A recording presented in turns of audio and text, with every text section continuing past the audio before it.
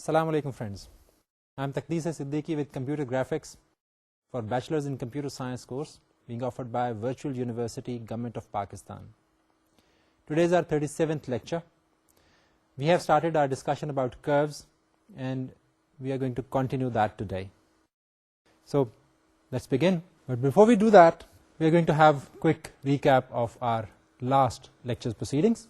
Last time we talked about space curves and we defined that a space curve is not confined to a plane, but it is free to twist through space. And then to define a space curve, we must use parametric functions that are cubic polynomials. And we defined that for x of u and replicated the same for y of u and z of u as well. We said that x of u equals axu cube plus bxu squared plus cxu plus dx. And that we started as our equation 1, and then having come up with the same set of equations for y of u and z of u, we said that we can combine the expressions together in the form of a single vector equation, and that would look like p of u equals au cube plus bu squared plus cu plus d, and we marked that as equation number 2. And then we said that if we replace a, the coefficient a, with the value 0, then the same equation looks like the very equation that we saw for plane curves, and that was au squared plus bu plus c.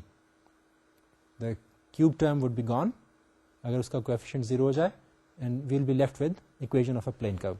And then we talked about the 4 points that would be required in order to define space curve, and we said that these points could be p1, p2, p3, p4, but these points would actually be defined by taking different values for the independent variable u, the parametric variable.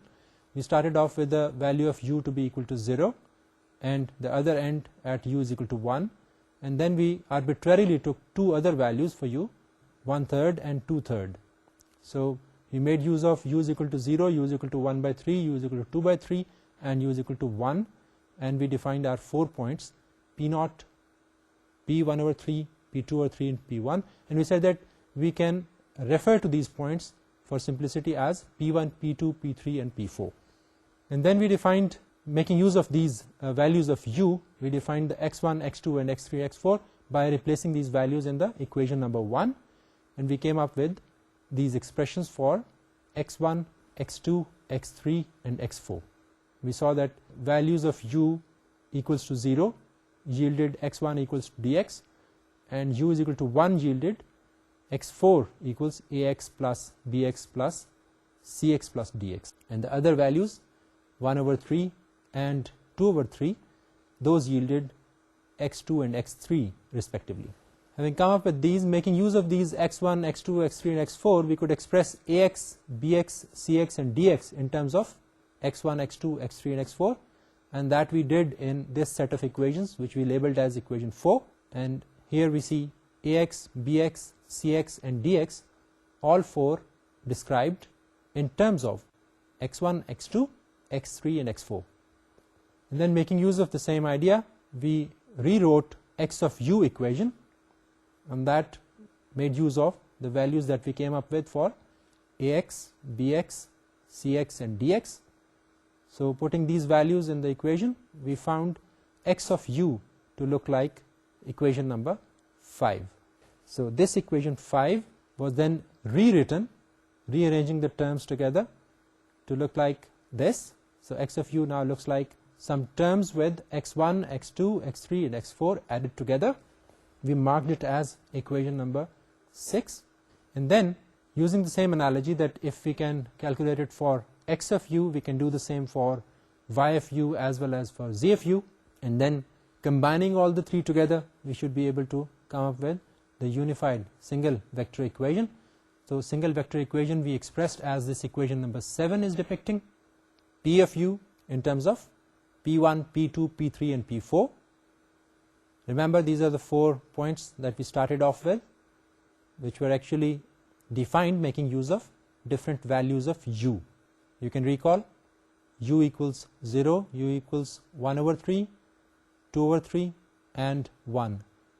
Those were the values that we used in order to come up with the points P1, P2, P3 and P4. Now we have expressed P of u in terms of the 4 points. And then we said that this means that the given 4 point assigned successive values of u in the given intervals 0, 1 over 3, 2 over 3 and 1, equation 7 produces a curve that starts at P1, passes through P2 and P3 and ends at P4.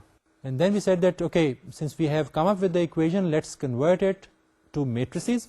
Matrix form is easier to manipulate.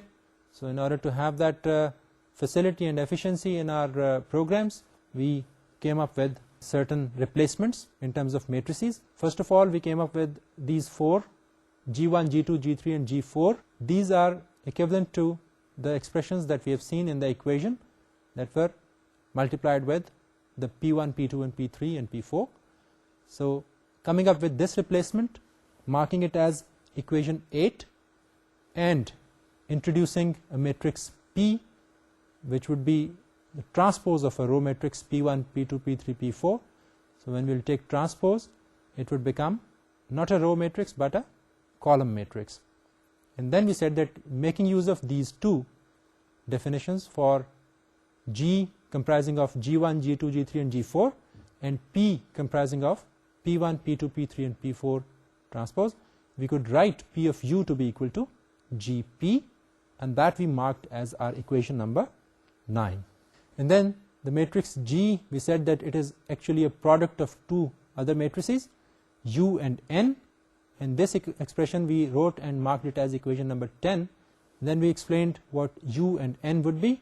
So U would be the U cube, U squared, U and 1 transposed, and N would be the matrix comprising of 16 values, which are the coefficients in there, and the G's that we've already seen, minus 9 by 2, minus 27 by 2, minus 27 by 2 and 9 by 2 comprising the first row, the second row comprising of 9, minus 45 by 2, minus 9 by 2 and 1, the third one minus 11 by 2, 9, minus 9 by 2 and 1, and the last one being 1, 0, 0, 0. And we marked this as equation number 11, and then arbitrarily we assigned A as the replacement for the matrix, the column matrix A, B, C, D, the coefficients matrix, and which in effect is a matrix of 12 values, 4 rows and 3 columns each. So A is actually AX, AY, AZ, B we said was equal to BX, BY and BZ, and C, CX, CY, CZ, and similarly D as DX, DY and DZ. So making use of these in equation 2, it would be rewritten as equation 13, which would look like P of U equals UA. And then we said that since all these proceedings lead us to the two expressions that GP is equal to UNP and UA is also equal to UNP, we marked them as equations 14 and 15, and then we said that we could simply write as A equals NP, and from that we could evaluate P as well. So that was about the space curves. Today we are still going to continue our discussion a little further with space curves, but this time we are not going to make use of the 4 points that the space curve would pass through. We'll introduce a new idea, and that new idea is making use of tangents. So let's see how those tangent vectors can be defined and how they can help us make our space curves. Another way to define a space curve that does not use intermediate points, but it uses the tangents at each of the endpoints of the curve. In the last discussion we talked about the points P0 and P1, and in between we took the points P1 over 3 and P2 over 3, and ultimately we saw that our expression at the end was the one that was defining a curve that passes through all these points. P0 से शुरू होता है तो P1 over 3, P2 over 3 और फिर P1 पे जाके ख़त्म होता है. It was actually passing through, interpolating all these points. But the method that we are going to talk about today that makes use of tangents at the end points. P0 और P1 जो है वो तो हम इस्तेमाल करते ही हैं, मगर बाकी के 2 पॉइंट जो दरमियान में हमने रखे थे लास्ट टाइम, उनकी बजाय अब हम tangents on these points P0 and P1 उनको यूज़ करते हैं. Now the tangent on these points, how they are defined, how we can calculate them and how they help us, we are going to find out shortly. Every point on a curve has a straight line associated with it called the tangent line, which is related to the first derivation of the parametric functions x of u, y of u and z of u. This we have already seen, that each point on the curve, when we are talking about the curve in three-dimensional space, would be having the three components x, y and z. So अगर point P के हवाले से हम बात करते हैं तो उसकी अगर equation P of u से हम specify करते हैं तो actually it would be a combination of the x of u, y of u and z of u. U is the same good old u that we have been talking about, the independent parametric variable that would take its values independently and other values would depend upon it and would be calculated according to the value of u. तो जो idea है यहाँ पर वो ये है कि हर point on the curve has a straight line associated with it. उसके साथ जो straight line associated है वो actually calculate की जाती है as the first derivative of its parametric function. We can take the first derivative of its parametric functions x of u, y of u and z of u, and that would give us that straight line which would be tangent at that very point, जिस point के हम components की बात कर रहे हैं. If that point is P and the components are x, y and z, so we are going to have that straight line which would be tangent at point P. So this can be written as this expression. Let it be equation 1, where we say that we have first derivative of x of u, d over du of x of u, d over du of y of u, the first derivative of the function y of u, and first derivative of z of u, written as d over du of z of u. And these three first derivatives of the functions x of u, y of u and z of u together would be defining that straight line which actually acts as the tangent on the point on curve. From elementary calculus that we have already covered, we can compute this. dy over du can be computed to be equal to dy of u over du divided by dx of u over du. Let's mark this expression as equation number 2. Now we can treat dx of u over du, dy of u over du and dz of u over du as the components of a vector along the tangent line to the curve. We call this the tangent vector and we can define it as pu of u equals the first derivative of xu, x of u I, first derivative of y of u j, first derivative of z of u k. So pu of u can be defined as this row matrix, first derivative of x of u times I, first derivative of y of u times j, and first derivative of z of u times k. Lo and behold, this equation is marked as equation number 3. Or we can simply write pu equals the row matrix xu, yu, zu. The basic idea is to be able to come up with that straight line which acts as the tangent at a point on the curve. Essentially, the concept is that every point on the curve has this tangent associated with it and can be computed as the first derivative of the components. But what we require over here is not the tangent on every point on the curve. We only require tangent on the first and the last point, where u is equal to 0 and where u is equal to 1. उन दो points जिनके दरम्यान में हमारा space curve लाई करेगा, we only require tangents on those points. And calculating or evaluating those tangents, we'll be able to define our curve. So we are going to ultimately define our curve in terms of the two tangents and the 2 points. So हमारे जो original idea था space curves वाला, जिसके अंदर हमने 4 points use किए थे, P0, P1/3, P2/3 और P1, उनकी बजाय अब हम जो 4 चीज़ें ले रहे हैं उनमें दो तो वो एंड पॉइंट्स ही हैं और दो फिर उनके ऊपर टेंजेंट्स हैं. So we have got those 4 things, but interpolation जो हो रही है वो सिर्फ उन 2 पॉइंट्स की हो रही है. मतलब हम पहले पॉइंट से P0 से चल के P1 तक जा रहे हैं और दरमियान में जो कर्व की शक्ल है उसको गवर्न करने के लिए we are making use of the information in the tangents on the points P0 and P1. That's the basic idea. So we mark this equation as equation number 4, where we say that Pu equals the row matrix Xu, Yu, Zu. Now here the superscript U indicates the first derivative operation with respect to the independent variable U. This is a very powerful idea, and we will see how this can be made use of to define a curve. We will still use the 2 endpoints, but instead of the 2 intermediate points that we have been using previously, we will use the tangent vectors at each end to supply the information that we require to define the curve. As I said earlier as well, that we do require the 4 things, but we are not going to use all the 4 points as we did previously through which the curve passes.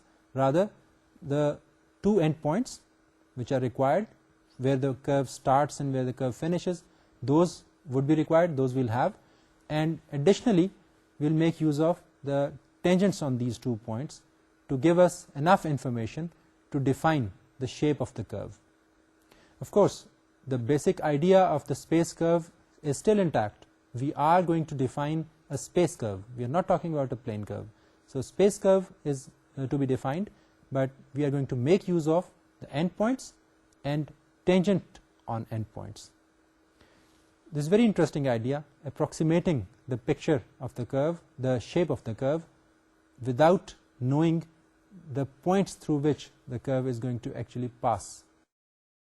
These tangents do help us define the curve. We are going to find that out, and we are going to experiment that as well.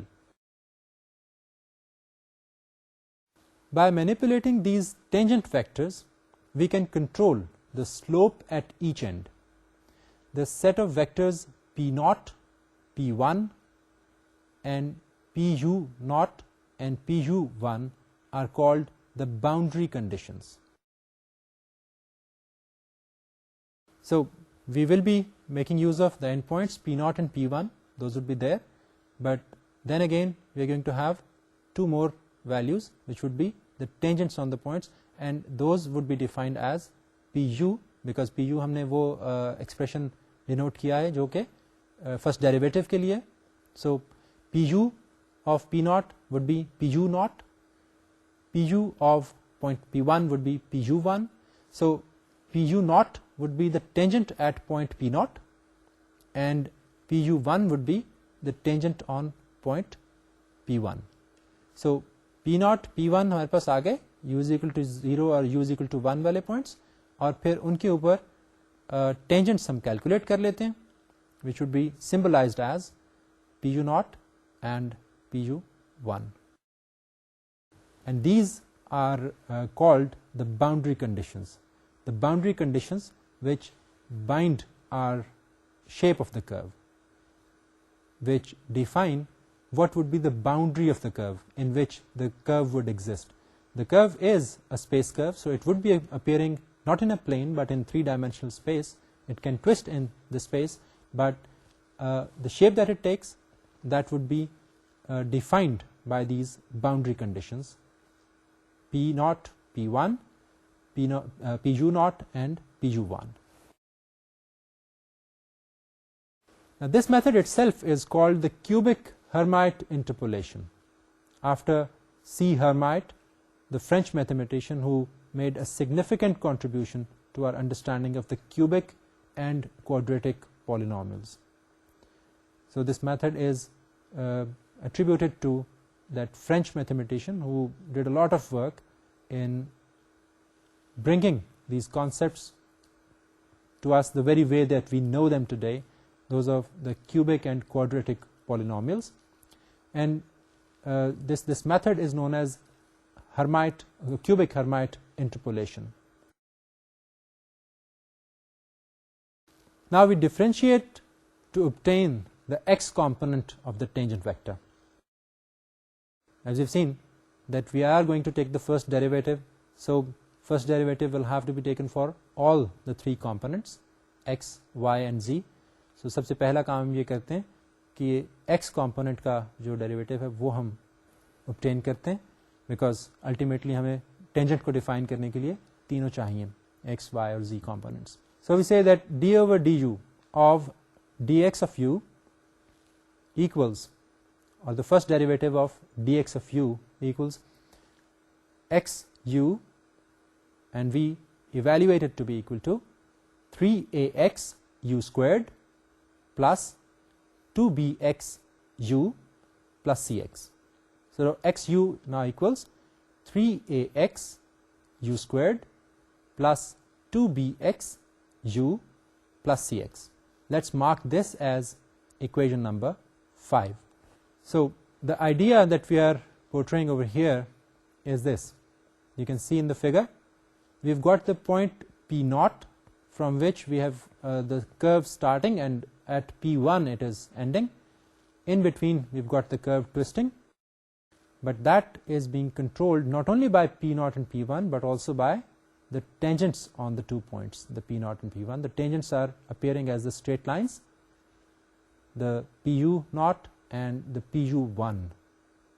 So these are the two straight lines that we are seeing, which are the tangents at points P naught and P1, and together all these four help us define the shape of the curve, and this is a space curve, just reminding. So we can write that x of u equals ax u cubed plus bx u squared plus cx u plus dx.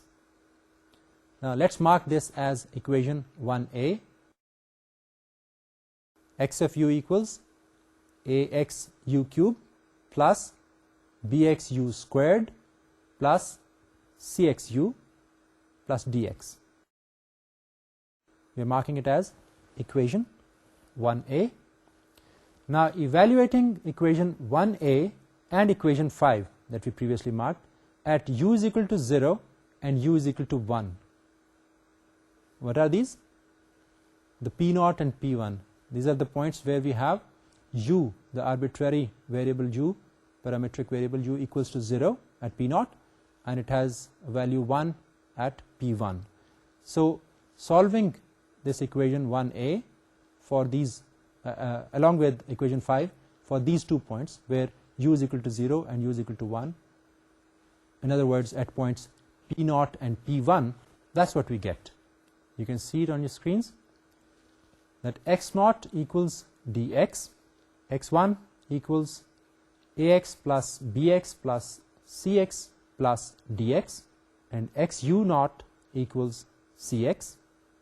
Now this would be the first derivative. X u1 equals 3ax plus 2bx plus cx.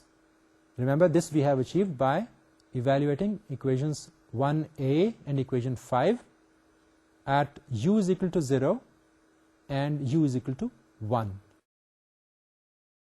For the first two we are going to get x0 and x1 for the points P0 and P1. The other two values that we are getting, they are for the tangents at the points P0 and P1. The x component for the tangent at the point P0 would be xu naught, which is here evaluated as cx, and the same at point P1, or the tangent at point P1 would have the x component xu1, which is equal to 3ax plus 2bx plus cx. x0 and x1 are x components at points P0 and P1. So the points हैं उनके x components में मिल गए, और जो उन points पर tangents हैं, straight lines that we just talked about, उनके लिए भी जो x components हैं, they have been evaluated. We mark this as equation number 6. Now using these 4 equations in 4 unknowns, we solve for ax, bx, cx and dx in terms of the boundary conditions. So the same idea, since we have found these four equations and four unknowns, let us solve them for ax, bx, cx and dx, so that we are able to come up with what we are looking for. So that's what we get when we solve them for ax, bx, dx and cx. That's what we get. Ax equals 2 times x0 minus x1 plus xu0 plus xu1, and similarly bx gets evaluated to be equal to 3 times minus x0 plus x1 minus 2xu0 minus xu1. Similarly, cx equals xu0 and dx equals x0. Now, having evaluated these four terms ax, bx, cx and dx in terms of the four unknowns that we just evaluated, the x0, x1, xu0 and xu1, that's what we get. We mark this set of equations as equation number 7.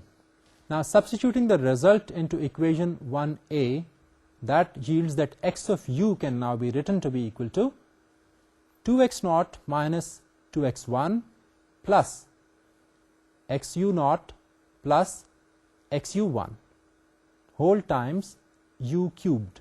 So this expression becomes the coefficient for u cube. 2x0 minus 2x1 plus xu0 plus xu1, that is coefficient for u cube, plus the coefficient for u squared appears to be minus 3x0 plus 3x1 minus 2xu0 minus xu1 xu0 whole times u squared plus xu0 plus x0. Mind you, these values are coming from what we just evaluated in the previous slide, ax, bx, cx and dx, which were evaluated in terms of the four unknowns x0, x1, xu0 and xu1. So having evaluated ax, bx, cx and dx in these terms, we replace these values back into equation 1a, and that resulted in equation 8. So x of u has now been transformed into this shape. So that's what we have for x of u. Rearranging these terms, we can rewrite the same expression as taking the x terms out and taking the u terms in. What we have is x of u equals 2u cube minus 3u squared plus 1 times x0 plus minus 2u cube plus 3u square times x1 plus u cube minus 2u squared plus u times xu0 plus u cube minus u square times xu1. So all we have done is that we have combined the u terms together and we have taken the x terms common outside, and that's what we get as equation 9. As ever, since we have evaluated x of u, y of u and z of u, they are going to be evaluated on the same terms, on same grounds. So if we are able to do that, and we will be able to do that, then we can combine them together to form that unified equation that would give us the consolidated result. X of u, y of u, z of u, all three components evaluated in terms of the unknowns that we have just done for x of u only. Same could be done for y of u and z of u, and then we'll be combining them together to form that unified equation. That unified vector form can be had by rewriting the combination of the three components x of u, y of u and z of u together in the form of this equation that appears in front of you now. Marked as equation number 10, we have p of u equals 2u cube minus 3u squared plus 1 times p naught this becomes the coefficient for P naught plus the coefficient for P1 is minus 2u cube plus 3u squared, and that for Pu naught is added together with it u cube minus 2u square plus u, add to it u cube minus u squared of Pu1. So you can see that we are making use of the same things that we just discussed. So the points P naught, P1 and Pu naught and Pu1, they are being used over here. These are the points that we initially mentioned, that the points P naught and P1 and their respective tangents. We'll be able to make use of all these four things to come up with equation for the curve, for the space curve. So this equation of the space curve is not making use of the 4 points that this curve passes through, but only the two endpoints and tangents on the endpoints. And that's what distinguishes this approach, the Hermite interpolation approach, from the one that we took last time. Let's mark it as equation number 10. To express equation 10 in matrix notation, because ultimately when it comes to making use of this mathematics in our actual programs, we'll be requiring the matrix notations. So to convert it into matrix notation, we first define a blending function. This matrix is labeled as F, and it looks like a row matrix comprising of F1, F2, F3 and F4, where F1, F2, F3 and F4 are explained as F1 being 2u cube minus 3u squared plus 1, and F2 being minus 2u cube plus 3u squared. Similarly, F3 being u cube minus 2u squared plus u, and F4 being u cube minus u square. As I said earlier as well, that whenever we are transforming these algebraic or geometric expressions or equations into matrices, we are looking for room for introduction of matrices. तो अभी भी जहाँ पे हमें नज़र आता है कि जो वैल्यूज़ ऐसी हैं जिनको कि as multiplication of matrices express किया जा सकता है, we take them up, assign them to be some matrix and continue. So अभी हम ये करेंगे कि इसके मल्टीपल कंपोनेंट्स ऐसे हम आइडेंटिफाई कर लेंगे जो कि एज मेट्रिसेस एक्सप्रेस हो सकते हैं, and then we'll make use of them to come up with the final matrix form or matrix version of our mathematics that we have come up with thus far. So we mark this as equation 11, where we have F1, F2, F3 and F4 defined. ठीक है जी? And these are coming from the very same equation that we have just seen, the P of U equation, right? So F1, F2, F3, F4 together are going to form one matrix जिसको हमने symbolize किया है as F.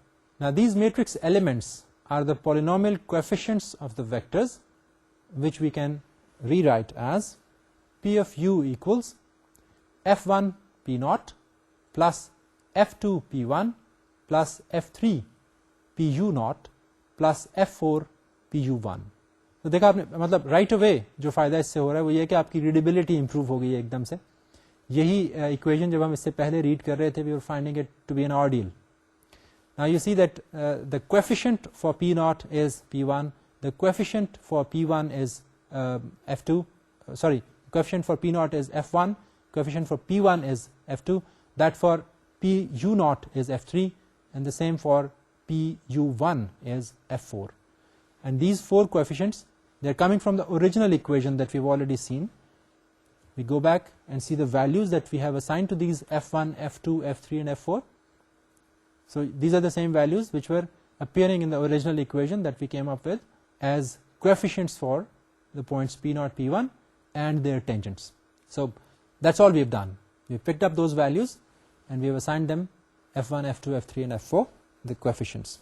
And that gives us a pretty simplified version of the same equation. We mark it as equation number 12.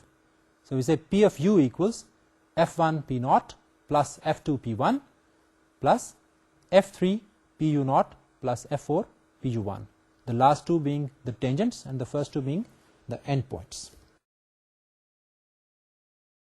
If we assemble the vectors representing the boundary conditions into a matrix, then again we are going to have another matrix introduced. So these vectors that we have talked about, let's assemble them again in the form of another matrix, so that we don't have anything that is out of the matrices that we have to use or manipulate.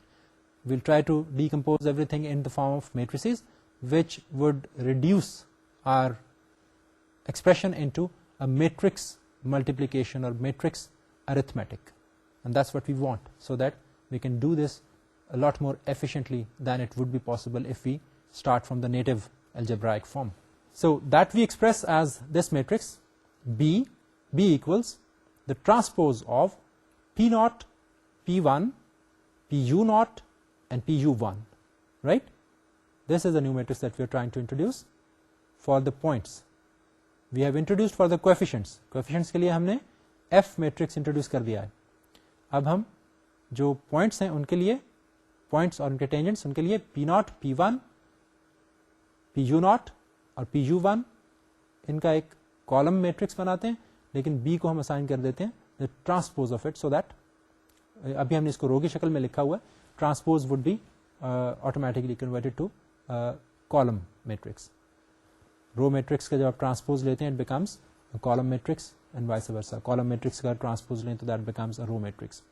So now we have introduced this matrix B that is equal to the transpose of the row matrix P0, P1, PU0 and PU1. We mark this as equation number 13. And then we say P of U is equal to FB. Makes sense, don't it? We defined F, we defined B, we know what F is, the coefficients, we know what B is, the points, and then we rewrite the same equation P of U, which was haunting us in the beginning.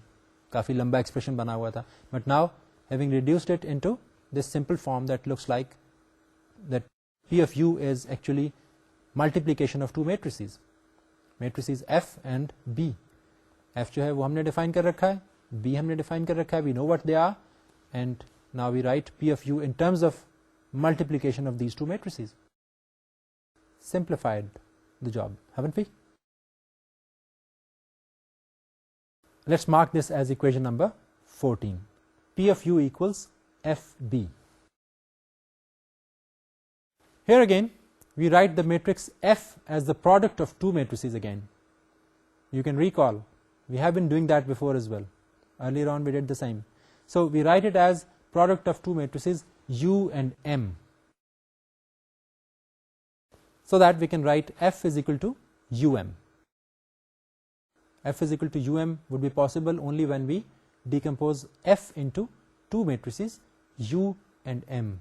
And can you guess what would be in these matrices? You're right, you got it right. U के अंदर we are going to have the U cube, the U squared, the U and the unit 1, और M के अंदर क्या होगा? The coefficients that we have used with U's. So F is equal to UM. We mark it as equation number 15, where we say that U is equal to U cube, U squared, U and 1, another row matrix. Let's mark it as equation 16 for reference, and the other matrix M comprises of these values. How many are they? 4 rows, 4 columns, 16 values to be precise. The first row 2, minus 2, 1, 1. Second row being minus 3, 3, minus 2, minus 1. Third row being 0, 0, 1, 0. And the fourth and the last one being 1, 0, 0, 0. If you go back, you'll be able to make sense out of these values, combining them with the U that we have just defined. See, that's U, and what we have decomposed is F. F is decomposed into U and M. F is being written as a multiplication of matrices U and M, where U looks like this and M looks like this.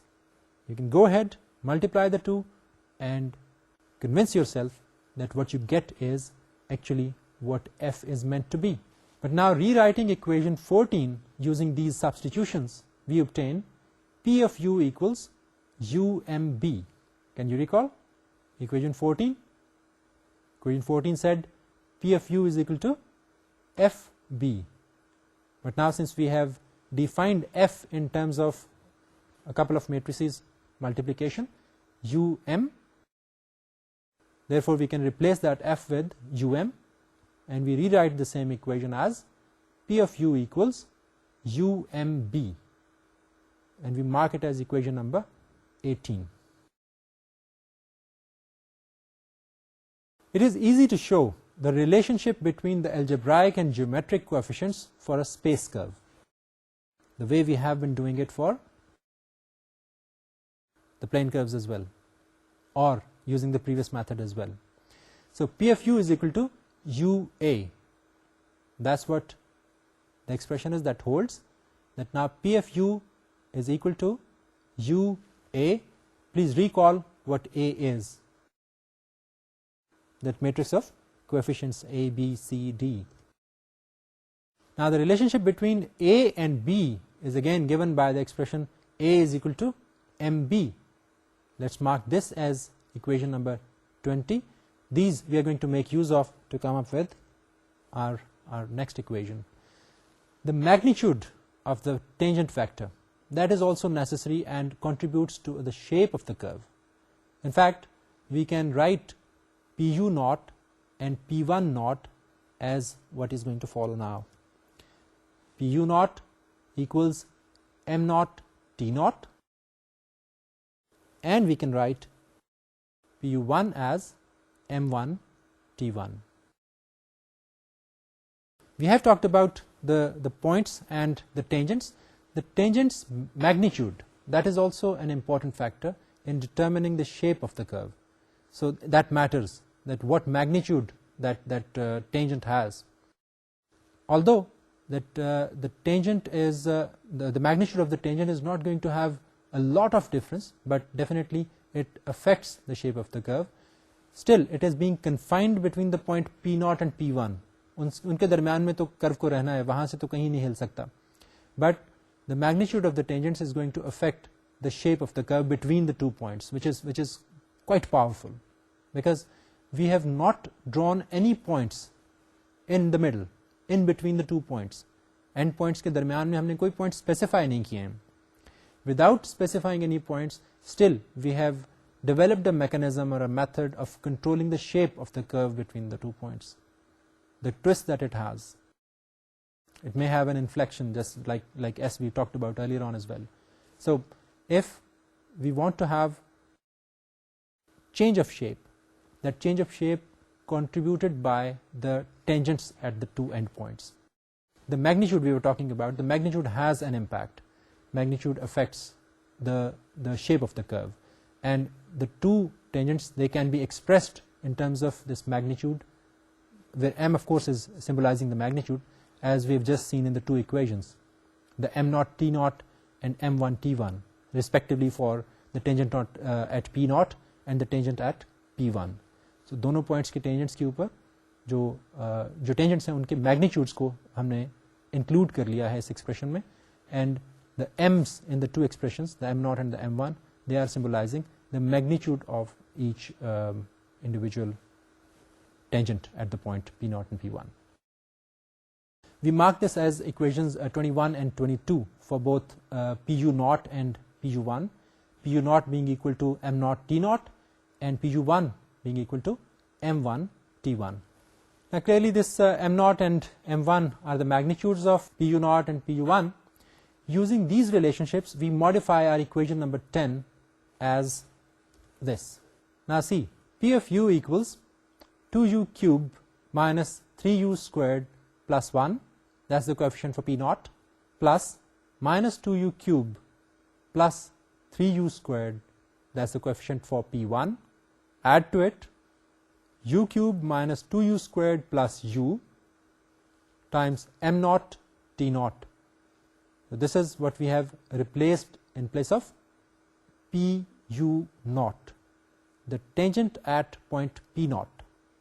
जिसको हमने अभी अभी define किया था in terms of m naught t naught, so that value is replaced over here, plus u cube minus u squared times m1 t1.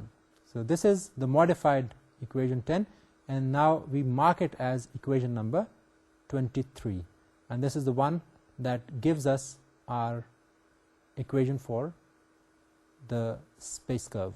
Equation for space curve using points p0, p1 and their tangents.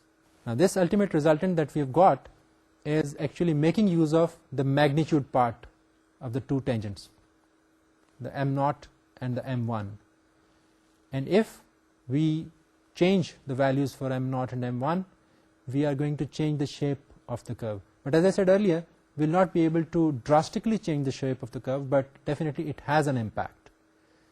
We can also start playing around now, maybe that we can work with the same expression using same values for m0 and m1, or we can have different values and see the impact of those different values as well.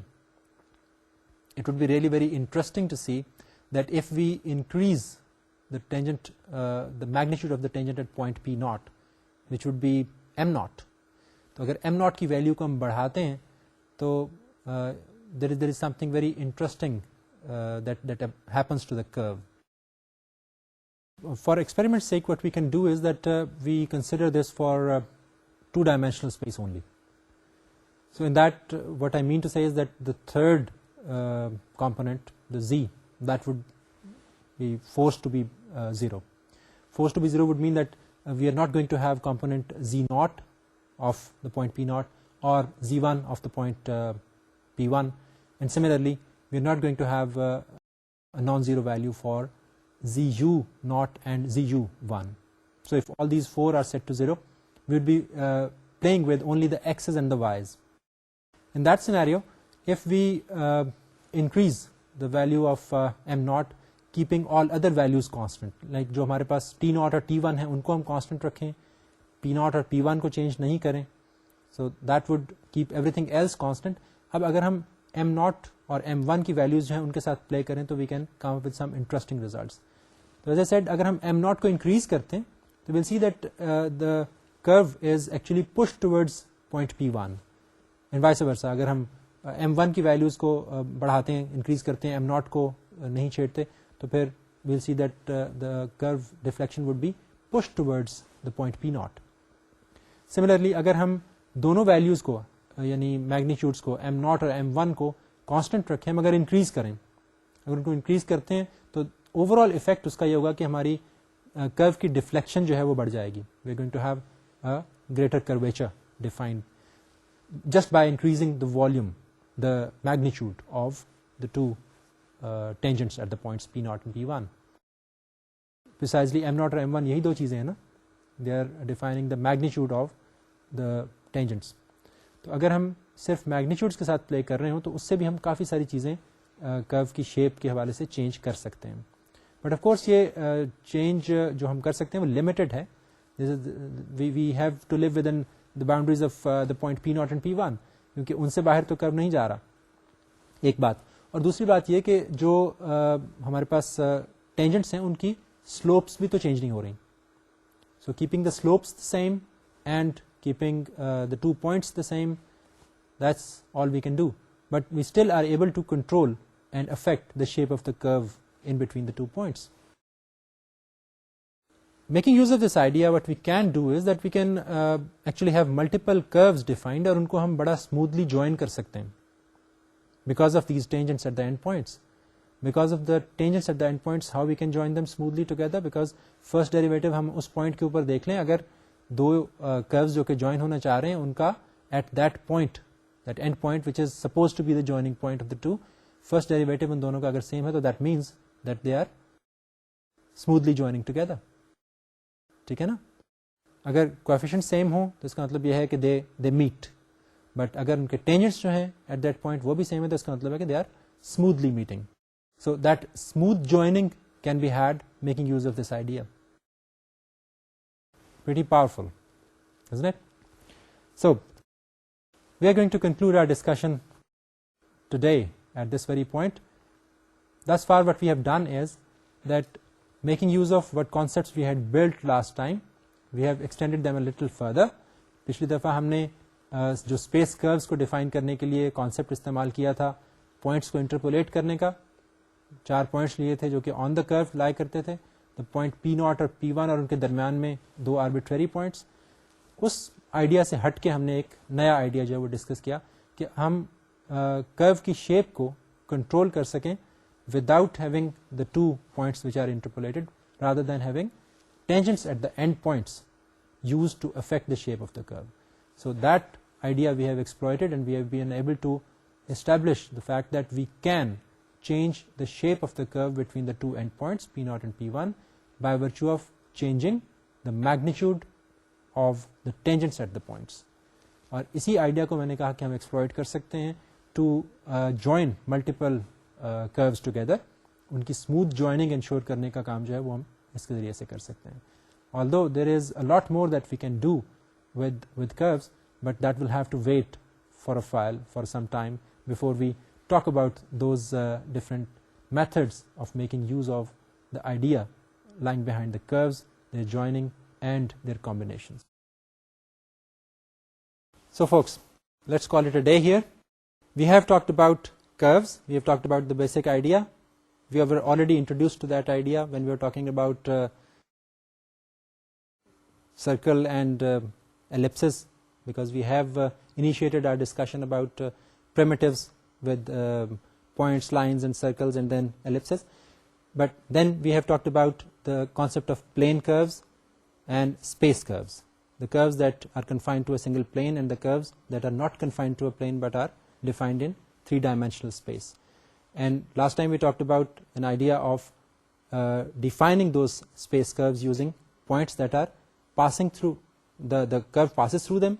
And now we have talked about another idea that we only use the 2 endpoints which define the boundaries for the curve, and the other 2 points, that things that define the boundaries, are now tangents at the points, the endpoints of the curve. Making use of the tangents and changing their magnitudes, we have been able to see that we can change the way curve appears, or the deflection appears, or its curvature. We are going to come up with some more advanced topics next time. For the moment, इजाज़त दीजिएगा. अल्लाह हाफ़िज़.